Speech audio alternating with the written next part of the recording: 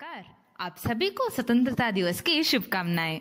आज के दिन हम सब लोग स्कूल में मिलजुल कर स्वतंत्रता दिन की जश्न मनाते थे, लेकिन इस बार कोरोना की वजह से हम इस तरह स्वतंत्रता दिन मनाना पड़ रहा है।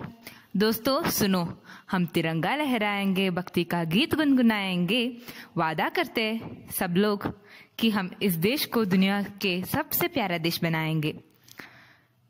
मेरा यानी प्रज्ञा राजकुमार का सभी लोगों को नमस्कार। दोस्तों, आजादी का मतलब वही समझ सकता है जिसने कभी गुलामी की हो। हम सब बहुत भाग्यशाली है कि हमें स्वतंत्र भारत में जन्म मिला है। यह आजादी हमें मुफ्त में नहीं मिली। इस आजादी के जंग में हमारे कितने वीर जवान शहीद हो गए।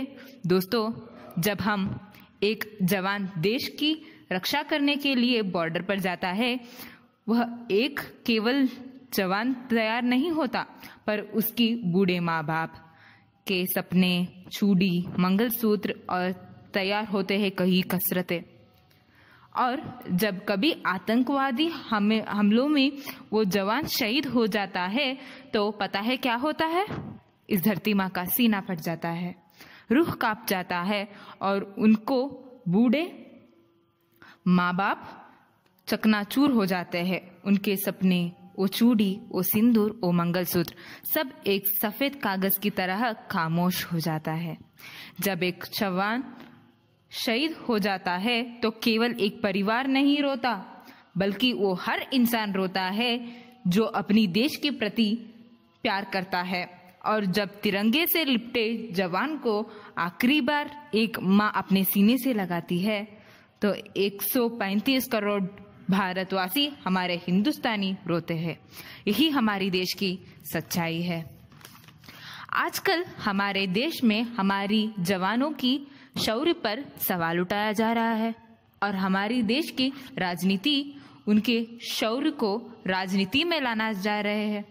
हमें ऐसी स्वार्थी नेतागिरी की जरूरत नहीं है। अभी ये भारत देश पहला वाला देश नहीं है, अब एक नया भारत है। घर में घुसेगा भी और मारेगा भी। दोस्तों, ये देश ना कभी रुकेगा ना झुकेगा। चीन को भी हमारे देश के जवानों ने धूल चाट दी और पीछे हटने के लिए मजबूर कर दिया है। लेकिन ये हमारे कम नसीबी है कि अब हम स्वदेशी चीजों के बदले विदेशी चीजों की ज्यादातर उपयोग करते हैं। हम सब लोग एक प्रण ले कि आज से हम विदेशी चीजों को हाथ न लगाएंगे। इस प्रतिज्ञा से हम देश के लिए बहुत कुछ कर सकते हैं। हमारे देश को विश्व गुरु बनाने के लिए स्वदेशी चीजों को ज्यादातर उपयोग करना चाहिए। इसके लिए देश की आर्थिक स्थिति का सुधारण होगा।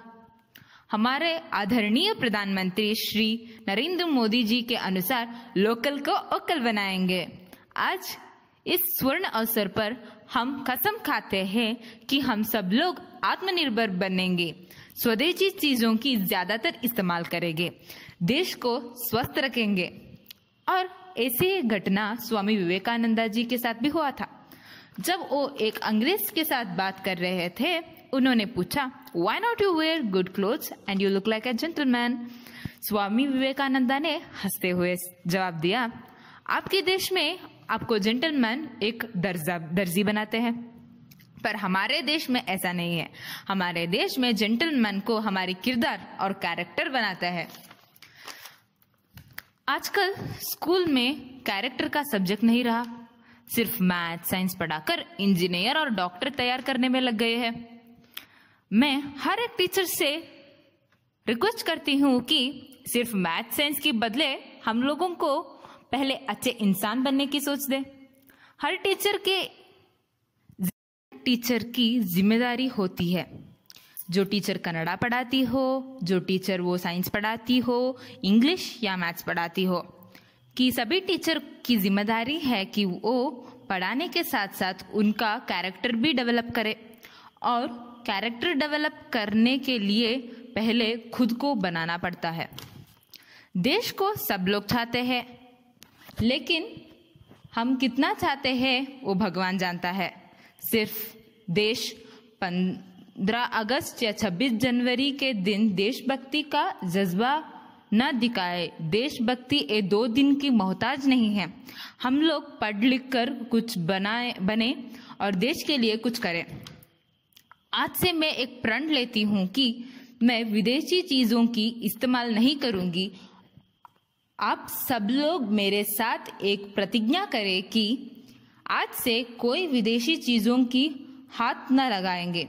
हमारे भारत की आर्थिक स्थिति को अच्छा बनाएंगे। इसी वाणी से मैं अपनी वाणी को विराम दूंगी। आप सब लोग मेरे साथ बोलो, बोलो भारत माता।